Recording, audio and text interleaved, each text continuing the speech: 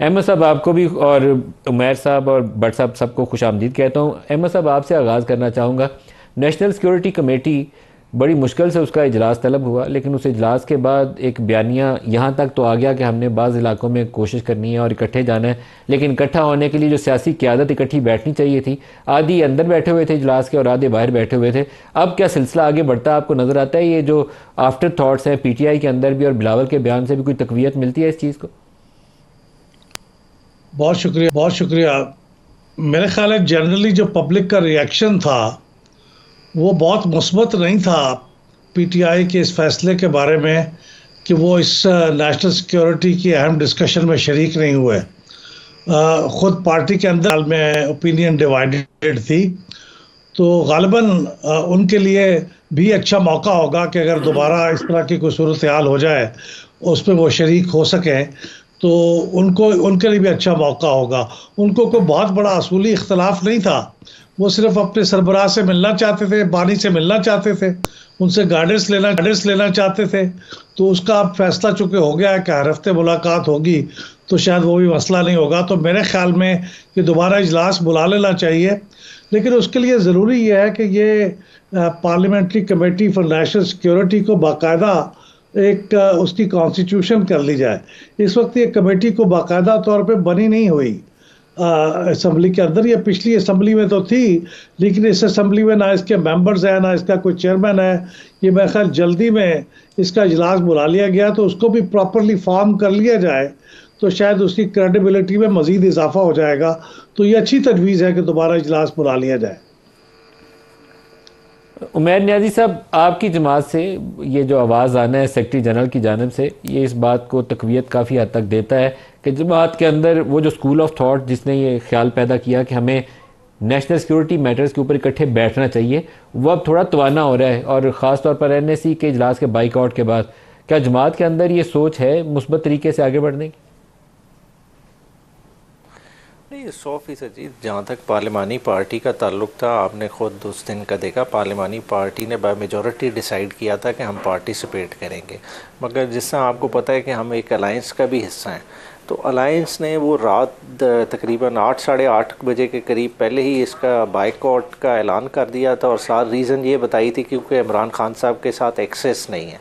तो क्योंकि वो नहीं था, तो फिर पॉलिटिकल कमेटी ने भी, क्योंकि एलाइज आपके दूसरी तरफ फैसला कर चुके थे, तो पॉलिटिकल कमेटी ने भी यही फैसला किया कि सबको इकट्ठे लेके चलना है। तो ये डिसाइड हुआ कि subject to meeting of Khan साहब जो है ना, हमारी पार्टिसिपेशन होगी। और उस दिन आपने देखा कि सुबह गौहर साहब भी जेल के बाहर गए थे, उन्हें सुबह 9 बजे मुलाकात की इजाज़त दी जा सकती थी। अगर दी जाती तो उस दिन भी PTI पार्टिसिपेट कर लेती, क्योंकि PTI के नाम ऑलरेडी गए हुए थे। मगर गौहर साहब की मुलाकात ही 2 बजे हुई थी खान साहब से, तो उस वक्त तक तो ये चीज़ें गुजर चुकी थी, तो फिर पार्टिसिपेशन का पॉसिबिलिटी नहीं थी।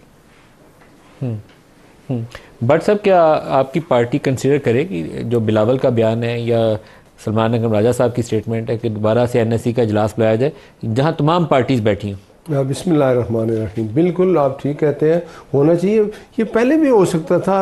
अब देखें ना, ये PTI अपने आप को सबसे बड़ी जमात कहती है। इन्होंने कहा जो हमारे अलाइज तो वो इनकार कर रहे थे, इसकी वजह से हमने इनकार किया।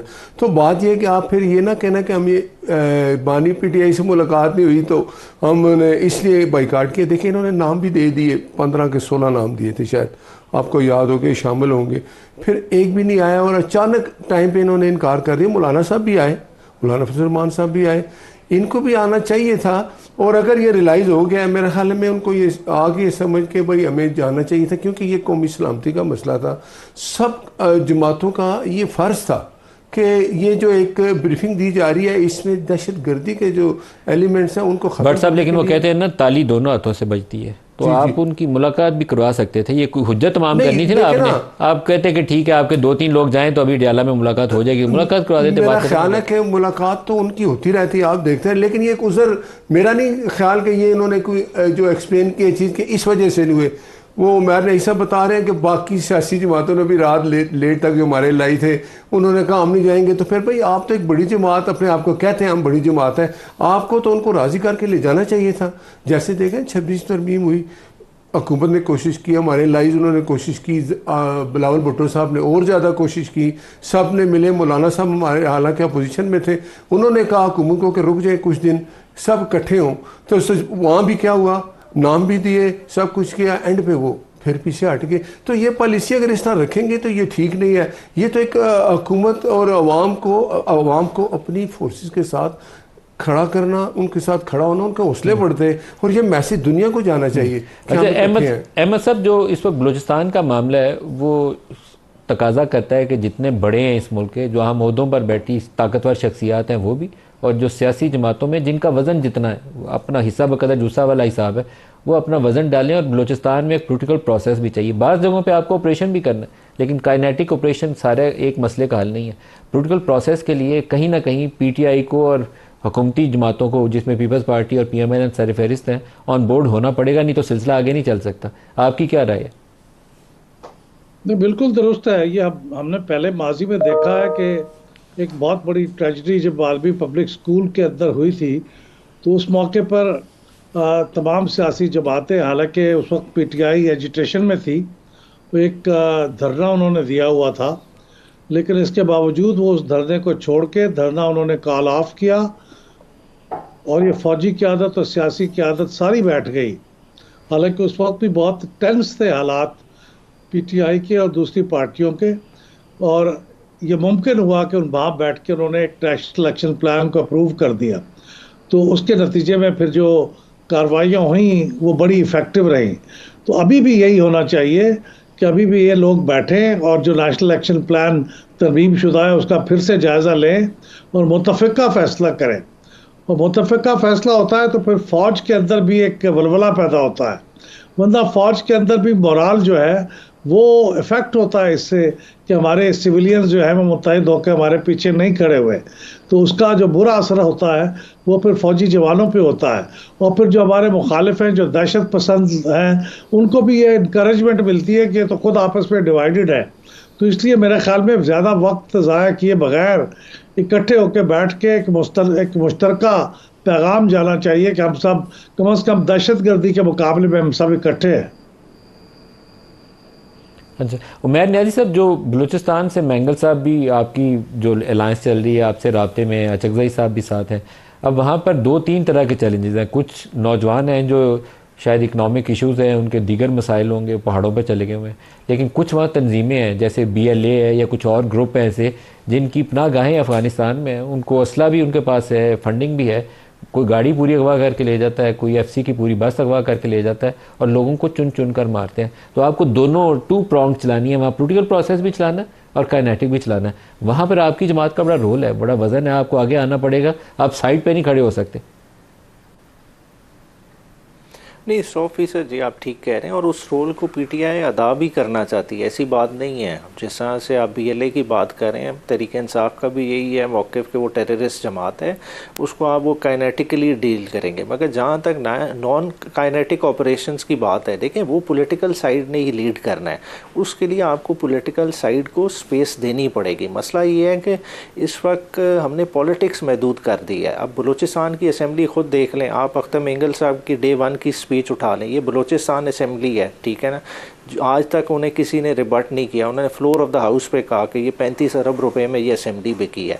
जब इस तरह के मामलात हों, जब वहाँ का लोग, एक आम बंदा फील ही ना करे कि जो उसका नुमाइंदा है वो हकीकतन उसका नुमाइंदा नहीं है, जब आप शरीफ और नफ्स इंसानों से रिप्लेस कर दें ऐसे बंदे जो है ना डीज़ल की स्मगलिंग में मुलविस हों, जो कार जैकिंग का कार्टेल चलाते हो या ड्रग माफिया का हिस्सा हो, आप उनके हवाले नुमाइंदगी कर दें तो क्या बलूचिस्तान की आग सिमट सकती है? देखें, ये तो बलूचिस्तान को आप और आग में धकेल रहे हैं। देखें, जिन लोगों की नुमाइंदगी बनती है उनको एक्नॉलेज करें, और सबसे ज़रूरी ये है, ये तो इन कैमरा ब्रीफिंग हो ही रही है, मगर बंद कमरों के फैसले पूरी कौम का एतमाद नहीं जीत सकते। आपको APC भी साथ साथ बुलानी पड़ेगी। जो लोग इस वक्त जिस तरह भी, जिस वजह से भी इस वक्त पार्लियामान से बाहर हैं, उनको भी इंगेज करें। करें और उनकी भी आवाज़ को जो है ना ड्यू इम्पोर्टेंस दें। अगर ये इस तरह से इंगेजमेंट करेंगे, सोशो इकोनॉमिक फ्रंट पे लड़ेंगे, तब जाके हम बलूचिस्तान को वापस कौमी धारे में लाएंगे। वरना देखें हमारे साथ अगर बलूचिस्तान आ रहा है तो जाहिर बात है एक सोशल कॉन्ट्रैक्ट का हिस्सा है ना। वो सोशल कॉन्ट्रैक्ट क्या डिमांड करता है कि जो हम ट्रीटमेंट पंजाब को दे रहे हैं वही ट्रीटमेंट बलूचिस्तान को दें। अगर यहाँ 10-10 हज़ार रुपये आप अपनी मनमानी पे लोगों में बांट सकते हैं, क्या बलूचिस्तान की तो पॉपुलेशन भी लिमिटेड है, क्या उनकी हम एलिवेशन के लिए नहीं काम कर सकते? वहाँ का जो गरीब नादार तबका है क्या उसकी हम दाद रसी नहीं कर सकते? देखें इतने बड़े मुल्क के लिए लोगों इतनी छोटी पॉपुलेशन को अपीस करना बहुत आसान होता है, मगर मसला क्या है, यहाँ विल नहीं है। यहाँ हमने जिन लोगों के हाथ में नुमाइंदगी दे दी है वो अपनी हद तक तो अपना घर सीधा कर रहे हैं, मगर नीचे तक उस चीज़ के समरात नहीं जाने दे रहे। अच्छा भट्ट साहब, ये जो अभी इन्होंने इशू रेज़ किया है कि 10,000 वाला, मुझे अभी बलूचिस्तान में बाज़ पता चला कि ये जो BLA और इस तरह की तंजीमों में लोग शामिल हो जाते हैं वो 12,000-16,000 रुपया उनको पर मंथ देते हैं और एक वो बंदूक लटका के लड़का पहाड़ों पे उनके साथ चढ़ जाता है। तो वहाँ स्टेट का एक रोल है, आप कहें कि नहीं है तो ये माजरत के साथ अफसोसनाक पहलू है और वहाँ आपको तवज्जो देनी चाहिए। फेडरल गवर्नमेंट है आपकी, आपके इत्तेहादियों के साथ हुकूमत बलूचिस्तान में बैठे हुए हैं, आपको एक्टिवली वहाँ काम करना पड़ेगा। एक बात है, मैं उमर न्याजी साहब की बातें सुन रहा हूँ, कितनी अच्छी बातें कर रहे हैं, तो ये बातें आप अपने कायद को भी समझा दें, उसको जिसका नाम इमरान न्याजी है। वो तो जब बलूचिस्तान में याद एक वाक़या हो गया था, एक फैमिली थी जिनके वो लाशें पड़ी, वो औरतें 3 दिन इंतज़ार करती रही कि मुल्क का प्राइम मिनिस्टर आकर हमारे साथ इज़हार हमदर्दी कर दे, वो नहीं गया। अब ये बातें करने वाली नहीं है, लेकिन मैं एक बात करता हूँ कि अच्छी बात है, ये अब हो जाना चाहिए कि किसी मसले पे तो हम इकट्ठे हो जाएं। और इन्होंने वैर साहब ने भी बातें की जी कि फलां भी चीज़ है, अख्तर मेंगल साहब का ये मसला है। सबसे पहले कि जो सूबाई हुकूमत होती है उसके वज़ीर आला का भी कुछ जिम्मेदारियाँ होती हैं, ठीक है, अपने लोगों का ख्याल करना। पंजाब में अगर वज़ीर आला मरीम नवाज शरीफ कर रही है तो वो अपने सूबे के लिए, क्योंकि इसके अलावा बाहर तो जा नहीं सकती, सूबे में ही अपने काम कर सकती हैं। KPK में अपने अगर वो काम करते हैं वो तो एक अच्छी चीज़ है कि आप अपने सूबे को बेहतर बनाते हैं, और ये एक मुकाबला होना चाहिए इसमें कि कौन अपने सूबे का ज़्यादा ख्याल करे। बलूचिस्तान में किसकी हुकूमत है? नहीं, पीपल्स पार्टी की हुकूमत। तो आप साथ हैं ना? नहीं हम साथ, पर देखे ना सूबाई जो फैसले होते हैं वो जो उनका वज़ीर आला है वो करे, साथ सदर हमारे आसिफ अली जरदारी साहब है, सिंध में उनकी हुकूमत है, वो भी बड़े अच्छे काम कर रहे हैं सिंध वाले। लेकिन बलूचिस्तान का मसला एक अब से नहीं है, काफ़ी अर्से से चल रहा है। लोगों की जो राय है उसको हमने चेंज करना है, उनका ख्याल करना है। उसके लिए सब सियासी जमातें, जब इनकी हुकूमत थी ये ज़्यादा ख्याल कर लेते, इनसे ज़्यादा तो देखें अब ये इतना ख्याल हो रहा है कि ये लोग जो उनके लिए तो अब एजुकेशन के लिए भी काफ़ी प्लानिंग जो है, वो पैसा जो है वो PM साहब गए वहाँ, उन्होंने पूरी कहते हैं काबीना वहाँ बैठी उनके साथ। बलूचिस्तान में जो काम करना चाहिए वो काम नहीं हो रहा। नहीं काम देखे ना, उसके लिए सूबों को भी साथ जो एहसास महरूमी का सवाल उठता है, उठता तभी है, ये तभी उठता है कि जब आप काम ना करें। लेकिन उसके लिए अगर हम कोई नेशनल सिक्योरिटी एक्शन प्लान की बात होती है तो उसमें हर सूबे को चाहिए कि वो अपनी ज़ाती जो है ना मफादात उनको बुला के इकट्ठे होके ये मैसेज तो दे दे कि हम अपनी फोर्सेस के साथ हैं। हर जगह ऑपरेशन नहीं होगा, लेकिन अगर हमारे जो सूबाई जो बलूचिस्तान के जो वहाँ जो जमहूरी लोग हैं, जो नुमाइंदे हैं, वही आके अगर उसमें शामिल होके तो अपनी को बता तो सकते हैं ना कि ये मसाइल है, इनका ये हाल है। हाल यही है, हाल सिर्फ यही है कि हम इकट्ठे हों और हम दुनिया को मैसेज दें और ये बताएं कि ये जो दहशत गर्दी है इसमें जो भी शामिल है वो पाकिस्तानी नहीं। बिल्कुल सही है। उमैर न्याजी साहब, आपकी जमात के जहन में क्या तजावीज़ हैं, क्योंकि आपके साथ तो इत्तेहादी बैठे हुए हैं, मेंगल साहब भी और चकजई साहब भी। अगर पोलिटिकल प्रोसेस भी हो और साथ में ही काइनेटिक भी चल रहा हो तो एक कंप्लीट पिक्चर हमारे सामने होनी चाहिए, कहाँ क्या करने की ज़रूरत है, कौन से ऐसे शोरश ज़्यादा इलाके हैं जहाँ लाजमी आपको काइनेटिक की तरफ जाना है, और कौन से ऐसे पोलिटिकल प्रोसेस हैं जहाँ पर एक ब्रॉडर पार्लियामेंट्री अप्रूवल हासिल हो, उसको ओनरशिप हासिल हो, और फिर उस गुफ्तगू वाले, उस बातचीत वाले मरहले को भी साथ ही साथ आगे बढ़ाया जाए। अच्छा जी, ये बुनियादी तौर पे ये बी एरियाज़ हैं जिनका प्रॉब्लम ज़्यादा एक्यूट है, जहाँ पे जो है ना आपकी लेवीज़ तैनात हैं, नॉर्मल पुलिस एरियाज़ नहीं हैं। देखें, इमरान खान साहब की जब गवर्नमेंट थी तो अक्टूबर 2021 में इन अजला के लिए इमरान खान ने, ये बुनियादी तौर पे कैटेगराइज होता है साउथ बलूचिस्तान, इसके लिए जो है ना 600 बिलियन रुपए का पैकेज अप्रूव किया था। और उस पैकेज, ये फेडरल फंड से जो है ना इन्वेस्ट होना था, क्या बनना था, 12-13 डैम्स इन इलाकों में बनने थे, मेन रोड वर्क जो इंफ्रास्ट्रक्चर पे काम होना था, स्कूल्स पे काम होना था, तो इस तरह के एक इंक्लूसिव पॉलिसी चाहिए थी, मगर क्योंकि 22 में गवर्नमेंट चली गई तो वो सारा प्रोसेस वहीं अधूरा का अधूरा रह गया। देखें, अब हमें ये सोचना पड़ेगा कि बलूचिस्तान के लिए हमने अफर्मेटिव एक्शन लेना है, इधर हक की बात नहीं है, हक से बियॉन्ड जाना पड़ेगा और उसके लिए तमाम सूबों को अपना पेट भी काटना पड़ेगा। जब तक आप उस तरह की तवज्जो नहीं देंगे बलूचिस्तान पे, आपके ये मसाइल का हल नहीं होगा।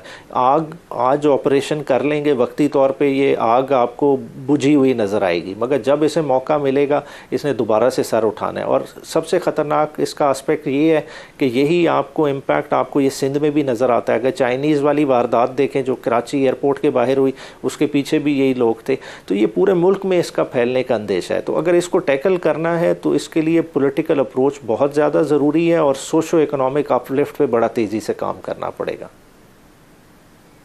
अच्छा बट साहब, जो केपी के अंदर बात करूँ, क्या नहीं साहब ये कहेंगे जब आइंदा को महीने में जब भी कोई नेशनल एक्शन प्लान के लिए या कोई ऐसी सिक्योरिटी के लिए मीटिंग बुलाई जाएगी तो ये आएंगे? पूछ ले भी उनसे, बता भाई फिर भी आप ये तो नहीं कहेंगे जी वो नहीं है फलान नहीं है। ये तो आप मैसेज उन लोगों को देते हैं कि भाई हम अपने लोगों के साथ जो आप ले लेते हो। मैंने ऐसा बताइए जी। अच्छा देखें, नेशनल एक्शन प्लान की जब हम बात करते हैं ना, ये एक ऑल इनकम्पसिंग पॉलिसी है। नेशनल एक्शन प्लान का ये मतलब तो नहीं है कि खाली ऑपरेशन होना है, उसमें आपकी जुडिशल साइड भी है कि आपकी जुडिशरी का क्या रोल है, आपके पुलिस एजेंसीज का क्या रोल है, ठीक है ना, आपने इकोनॉमिक साइड पे क्या करना है। देखें, इस तरह की इंक्लूसिव पॉलिसी बनाएं तो क्यों नहीं, बिल्कुल हम उसमें बैठेंगे, उसमें करेंगे, अपना पूरा इनपुट देंगे। मगर साथ ही साथ ज़रूरी क्या है, देखें बहुत सारे ऐसे स्टेक होल्डर्स हैं जो कि इस वक्त पार्लियामान का हिस्सा भी नहीं है, मगर बलूचिस्तान की हद तक वो रेलिवेंट है। उनको आप कब बुलाएंगे? वो APC जब तक आप नहीं बुलाते, उनको आप ऑन बोर्ड नहीं ले आते। खाली बंद कमरे के फैसले करके आप एक्सपेक्ट करें कि वो उसको पूरी कौम की पजीराई मिलेगी तो वो मुश्किल होगा। सही बट साहब जी देखें, ये बात कर रहे हैं तो देखें जब कोई इस तरह की मीटिंग बुलाई जाती है इन कैमरा, उनका मकसद होता है कि ये चीज़ बाहर तो वो चीज़ें बाद में आ जाती हैं, लेकिन अंदर मकसद ये होता है कि वो आपकी इनपुट भी लेना चाहते हैं दूसरी जमातों की। वो लोग जो असेंबली में नहीं है, जो अपने अपने अपने इलाकों में वो भी एक लीडर है, तो वो छोटी जमातों के लीडरान को बुलाया जाता है। तो मकसद यही होता है कि कोई भी एक्शन लिया गया सब की कहते हैं इसमें इनपुट और उनकी जिम्मेदारी, और उसमें वो खुद हिस्सा डालें, फिर कौम को अवाम को पता चले कि अब जो काम होने लगा है अपनी कौम की रजामंदी उसमें शामिल है। शामिल होने में तो कोई बात नहीं, शामिल होंगे तो आपको मशवरा देंगे। अगर आप बाइकाट कर देते हैं तो ये मैसेज गलत जाता है दुनिया में भी कि ये तो आपस में भी अपने मुल्क की हिफाजत के लिए फोर्सेज का साथ। NSC दोबारा बुलाइए, APC भी बुलाइए, ताकि सारों को मौका मिले जिसके लिए अच्छी अच्छी बातें कर रहे हैं, कम से कम वो मौका पैदा कीजिए। बिल्कुल ठीक है, होना चाहिए और ये इस वक्त की जरूरत है, तो करिए ना, आगे बढ़िए। बात की जरूरत है, बिल्कुल होगा। इसके बाद हो सकता है PM साहब ये फैसला करें, बुला लें 15 दिन बाद, महीने बाद, जब भी बुलाएंगे। तो ये तो हमें पहली जमातों को ये तो अपना इरादा बताना चाहिए कि इस काम के लिए हम आपके साथ हैं।